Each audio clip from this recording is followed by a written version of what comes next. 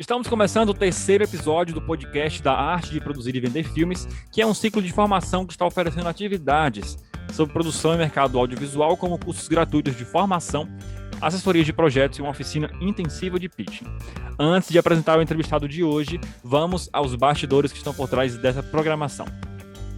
A Arte de Produzir e Vender Filmes é uma realização da Associação Cultural Cine Ceará, em parceria com o Mercado Audiovisual do Nordeste e conta com o apoio cultural do Governo do Estado do Ceará por meio da Secretaria da Cultura, através do 13º edital Ceará de Cinema e Vídeo. Eu me chamo Arthur Gadelha, sou crítico de cinema aqui do Ceará e hoje estou com Daniel Garcia, montador de cinema e TV desde os anos 2000 e que já trabalhou com diretores como Cacá Diegues, Rui Guerra, Lírio Ferreira, Volney Oliveira, Gustavo Pizzi. A lista ela é bem grande. Bom, Daniel, primeiramente queria agradecer a sua presença, foi muito bom poder lhe receber, mesmo que à distância, mas a gente pode trocar essa ideia e falar um pouco sobre o mercado da montagem. Muito bom lhe receber aqui. Obrigado, bom dia, boa tarde, boa noite, dependendo da hora de quem estiver assistindo. Bom, Daniel, queria começar a falar sobre porque no ciclo de formação o Daniel ministrou o módulo 2 do curso de direção cinematográfica, né, que é voltada para a experiência da montagem. A montagem e a direção são coisas conectadas assim imediatamente, né, até filosoficamente falando, de todas as maneiras.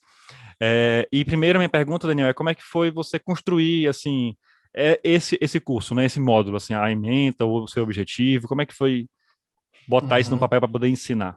Inicialmente, quando eu recebi o convite, eu tinha pensado em um curso voltado para diretores, né, de cinema, ou pessoas que estivessem dirigindo ou se preparando para montar o seu filme, montando o seu filme, se preparando para montar o seu filme, mas que não fossem exatamente montadores de cinema. Quer dizer, era um curso, e é um tipo de curso que me interessa muito fazer, ensinar montagem, questões de montagem para não montadores. Eu acho isso muito interessante, fiquei muito animado com a possibilidade. E eu pensei inicialmente em um curso com questões da produção contemporânea, sabe? Com relação aos formatos que as pessoas estão filmando, essa coisa de 4K, 2K, finalizar, um pouquinho do software de organização do projeto, para o diretor, quando for conversar com o seu montador, saber o que o montador está fazendo ali, né, para não ficar também o diretor um extraterrestre ali com relação ao vocabulário da ilha de edição, com relação ao vocabulário da montagem propriamente dito. E eu tinha pensado uma coisa, e muito em função disso. Mas aí eu entrei no finalzinho do módulo 1, o professor, que foi o Vicente Ferraz, que estava dando um curso especificamente de direção, me chamou para participar ali dos últimos minutos do módulo 1. E aí teve um aluno que fez uma pergunta, foi a última pergunta ali do módulo, nos últimos minutos, que me fez mudar um pouco o que eu tinha pensado. Que a pergunta foi, o Vicente tinha mostrado, né, estava mostrando um filme e mostrou um plano sequência, quer dizer, que é aquela cena que não tem corte, né? A cena começa, se desenvolve e termina sem que tenha nenhum corte acontecido. E um dos alunos perguntou assim, mas por que é que ele não cortou? E a resposta do Vicente foi: é uma opção de linguagem, né? Foi uma opção dele de linguagem. Eu falei: bom, legal, é isso mesmo, mas daria para a gente fazer um curso só com essa pergunta, né? Por que é que ele não cortou? E eu falei: em vez de fazer um curso voltado para a produção contemporânea e tal, eu vou voltar um pouquinho na história e vamos entender por que é que as pessoas cortam e por que é que as pessoas não cortam, como é que começou essa história de cortar os planos, por que é que isso acontece, o que isso causa na cabeça de quem está vendo o filme, o que isso causa na cinematografia. Enfim, é a questão essencial da montagem, né? É por que cortar, para onde você vai cortar, que sentido que isso traz para o filme. E aí eu mudei no final de semana que eu tive, eu entrei na sexta-feira, ia começar numa segunda-feira, participei desse final do primeiro módulo numa sexta-feira, e durante o final de semana eu reorganizei um pouquinho o que eu tinha pensado para fazer metade de evolução da linguagem cinematográfica com foco na montagem, e uma outra metade com exemplos práticos de filmes e de filmes que eu já trabalhei.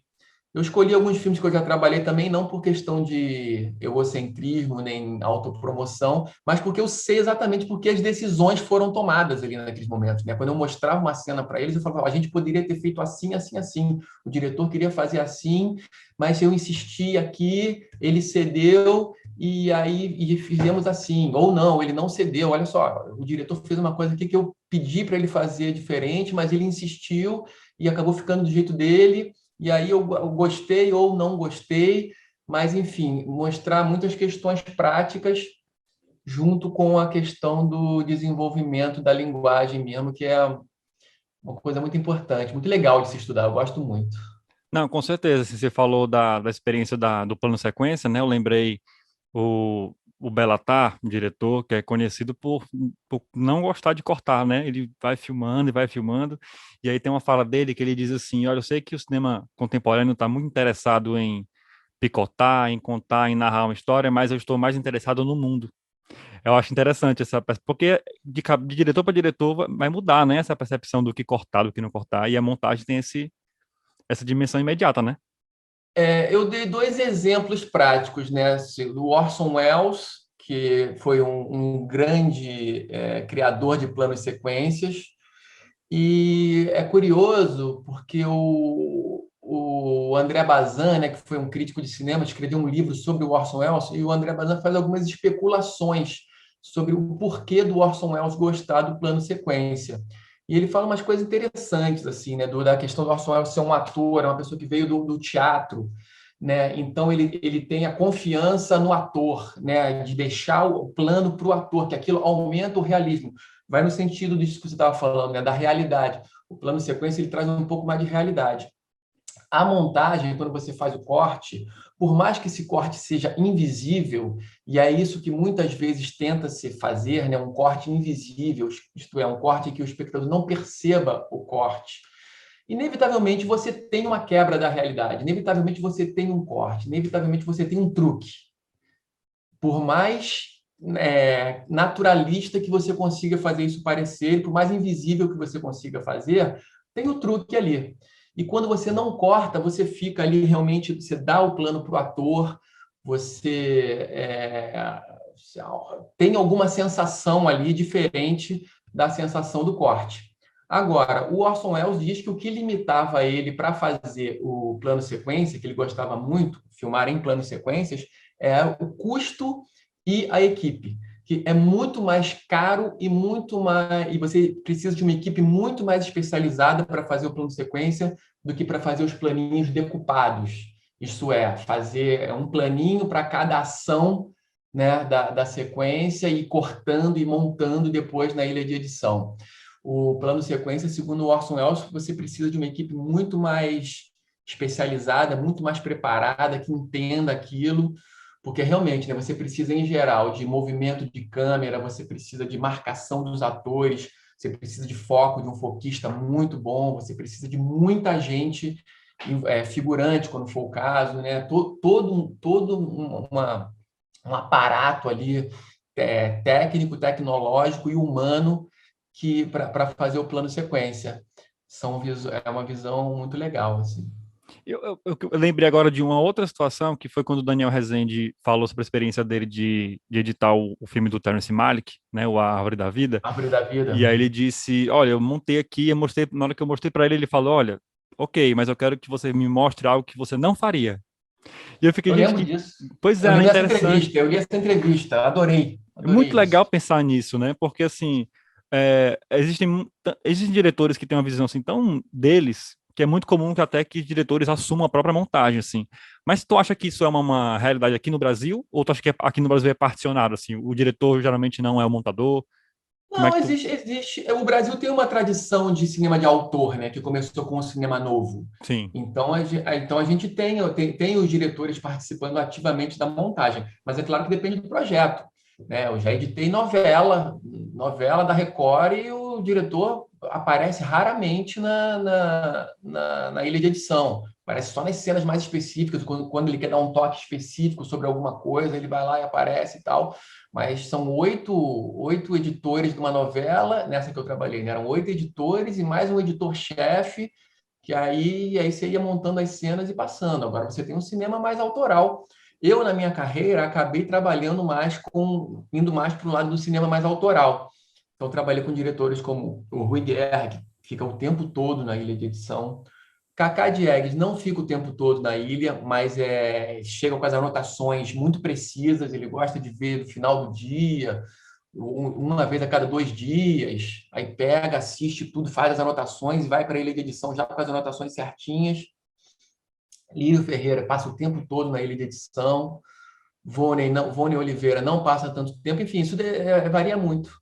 Mas também não quer dizer que o diretor que não fique tanto tempo na ilha de edição não seja autor também. Quer dizer, ele só tem uma maneira diferente de tratar, né, de se relacionar com a montagem. São maneiras, enfim, diferentes, mas o montador tem que ter ali o jogo de cintura para entender e se adaptar a cada diretor. E Também é uma Daniel, parte. assim, eu queria ouvir sobre a tua experiência, assim, a diferença de você ser um montador. Você citou aqui alguns diretores e tem uns que fazem muitas ficções e outros que fazem muito documentários. No caso do Volner, né? Sim, Uhum. um abismo entre uma montagem e outra, ficção e documentário. É diferente. No documentário você tem mais caminhos a seguir, né? Você pode escolher os caminhos que vão ser seguidos e o valor das coisas é diferente no documentário e na ficção, né? Na ficção você tem ali o valor da cinematografia, do plano, do ator, da fotografia, do foco. Esses valores para o documentário não são tão importantes. O documentário, né, o grupo de valores, de coisas a serem valorizadas, são outros. E aí você tem que também se ver a coisa de maneira diferente, pensar a montagem de uma maneira diferente. Mas aí também, cada documentário é um universo, né? O mais legal é que cada filme é um universo e cada filme tem as suas regras próprias. Chega depois de um determinado momento, alguns meses de montagem, o filme começa a falar por si só, o filme começa a te pedir coisas, e você tem que ouvir o filme, não adianta você querer domar, não adianta você querer impor as suas vontades. Às vezes você tenta, mas às vezes o filme não aceita, o filme não absorve. E tem algumas estranhezas, algumas coisas que você não gostava tanto, algumas coisas que até surgiram por acaso, que o filme absorve e depois você não consegue nem trocar. Sempre que você tenta trocar, você percebe que é melhor ficar como estava. E aí é isso, chega uma hora, e aí você percebe quando acaba a montagem, que é quando você tenta mudar, mas piora. Aí você tenta mudar e piora. Você tem uma ideia, acorda, vou lá, vou fazer. Faz, assiste e piora. É porque realmente as coisas já se acomodaram de uma maneira que o filme já está encaixado, as coisas já estão encaixadas, né? É legal também perceber esse momento. São muitos detalhes, né, do trabalho. Então, assim, cada um universo não tem nem como ter um padrão de tempo, né? Tem, né, são tempos diferentes, né? Imagino, para editar um filme. Mas sim, sim. Mas a gente tenta manter um padrão. A gente também trabalha no mercado e também Sim. não pode pensar que vai ser o tempo que for necessário. A Quando gente o filme tiver, né? Tem que. quando ele começar a falar comigo, aí você também tem que forçar, né? Tem que fazer o cronograma, tem que conversar com o produtor, tem que se adaptar ao orçamento e o orçamento se adaptar ao tempo e você se adaptar a tudo também. Você também tem outros trabalhos para fazer. Tem que conseguir conciliar todos esses diversos fatores. Não, com E certeza. Não, só puxando agora que você falou do mercado, queria puxar essa conversa, assim. Como é que você acha que houve algum tipo de abalo nesse sentido na pandemia? Porque muitos filmes. Porque os filmes pararam de serem lançados, né? Assim, mas a produção continuou, a edição, assim, tu acha como é que tu sentiu isso? eu sou meio por fora assim de análise de mercado. Eu fico muito Uhum. com o meu mercado, que são as Sim. pessoas que eu trabalho, que são as pessoas com que eu convivo, que são o grupo de pessoas com que eu trabalho. Teve uma certa queda, assim, alguns filmes pararam. Eu vejo outros montadores, por exemplo, reclamando um pouco que os filmes pararam. Alguns tiveram que se adaptar a uma montagem à distância, eram acostumados a editar nas produtoras tiveram que se adaptar a montar em casa e, às vezes, trabalhavam diretamente com o diretor, tiveram que se adaptar a trabalhar com o diretor, mas cada um na sua casa. Enfim, teve algumas mudanças aí.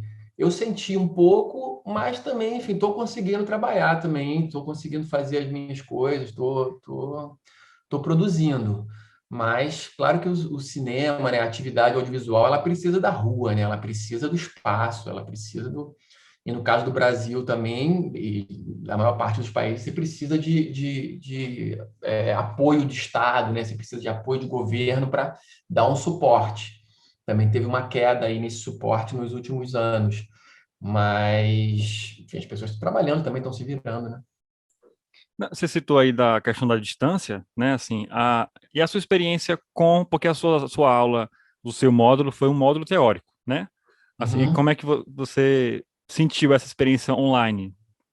Eu não sou nem professor, quanto mais professor online, né? Para mim Muito específico, né? O recorte, né? foi uma coisa muito específica, mas sabe que eu acho que dentro do possível, assim, acho que eu consegui me sair bem com a questão da tecnologia. Gostei de ter ali os alunos participando, entrando quando eles queriam. Também achei curioso essa coisa de ter pessoas que eu não sabia, que de repente você vê um nomezinho ali fazendo um comentário rápido, uma pessoa que você nunca viu, que você nem sabia que estava participando, e você fala, então, legal, não são só esses 10 aqui que eu tenho contato, né? Tem mais. Achei curioso, assim, não me senti desconfortável. Ouvi algumas outras pessoas falando que estão se sentindo desconfortáveis com essa coisa da aula online, com essa coisa de as pessoas não se mostrarem, né, durante a aula, você só ouve o áudio às vezes. Tem umas pessoas que eu só conheci pela voz, que eu nunca vi o rosto. Mas eu não me senti desconfortável com isso, não. Curti a aula online. Também teve uma coisa que talvez não teria a possibilidade de acontecer, que foi eu compartilhar a tela da minha ilha de edição com os alunos. O Zoom permitiu isso, é uma coisa muito legal, que uma aula presencial ia ser difícil. Eu levar o meu computador, né, um trambolhão, sair de casa com 2 monitores, não conseguiria. A aula online me permitiu abrir a minha ilha de edição e conseguir compartilhar um filme de longa-metragem para as pessoas verem exatamente como é que foi a organização do projeto, como é que estavam as sequências. Foi uma coisa rara de se acontecer que foi possível por conta das ferramentas aqui do aplicativo, né? De É, reunião. interessante, porque como a gente tinha falado no começo, antes da nossa conversa, né? São prós e contras, né? A gente vai se adaptando e trazendo o melhor possível, que for possível. Tem as ferramentas, né? Você se adapta às ferramentas que tem. E essa para edição é muito legal, porque você poder abrir o projeto e ver o projeto, ver a organização, ver os cortes, corte a corte, onde é que entrou o áudio, por que aquele corte foi feito ali, e você refaz o corte na frente dos alunos, eles começam a opinar também, né? Porque a montagem também tem isso, né? A edição, muitas vezes, as pessoas não sabem direito o que é a edição. Se você pergunta para um leigo, claro, quem trabalha com audiovisual, as pessoas sabem, ou tem noção. Mas se você pergunta para uma pessoa que assiste televisão todo dia, você fala da edição, a pessoa não sabe direito o que é. Mas, ao mesmo tempo, na hora que você começa a fazer os cortes, começa a ver as opções, e a pessoa começa a entender que tem opções ali, automaticamente a pessoa pode virar um editor, assim, porque a pessoa, não, por que não coloca aquela imagem em vez dessa? Por que não coloca o som do carro ali agora? Porque coloca, em vez de mostrar o carro freando, coloca só o som. As pessoas rapidamente conseguem entender do que se trata. E aí foi legal poder cortar com eles também e ver eles participando da montagem. A gente fez algumas pequenas montagens juntos, assim, também. Que massa. Massa. É, Bom, Daniel, já a nossa conversa era para ser curtinha mesmo, está chegando já ao fim. Agradeço muito ok. você poder ter disponível para poder falar um pouco sobre essa experiência, né, que é tão nova assim. E por Uhum. último, eu queria te pedir assim uma despedida sua, uma mensagem para os futuros cineastas que estão passando ou passaram pelo ciclo de formação, né? Uma mensagem assim de, olha, vai dar certo, o futuro vai dar bom. Uhum. Gente, o Brasil tem muita história para ser contada, né? O Brasil tem história para ser contada e tem gente que gosta de ver essas histórias, tem gente para ver essas histórias. Então, a gente tem um mercado audiovisual que nos últimos anos teve um crescimento muito, muito grande. Enfim, até a pandemia, enfim, até esses últimos tempos, A gente sabe que teve uma queda por diversos fatores, mas a gente tem um continente para ser explorado aí, que é o nosso país, né? Então, vamos ter a fé que vai ter trabalho para fazer, que a gente vai conseguir se desenvolver pessoalmente, profissionalmente, e que o Brasil tem jeito, que vai melhorar para todo mundo, e que para quem trabalha com audiovisual, que é um grande prazer, né, trabalhar com audiovisual, que a gente vai conseguir passar por essa fase ruim agora e viver em novos tempos mais legais. Né? Ressignificar a situação, né? Exatamente. Com certeza. Valeu, Daniel. Obrigado, viu, pela sua presença. Tá bom, Arthur. Obrigado a você. Até a próxima. Valeu. Tchau, tchau.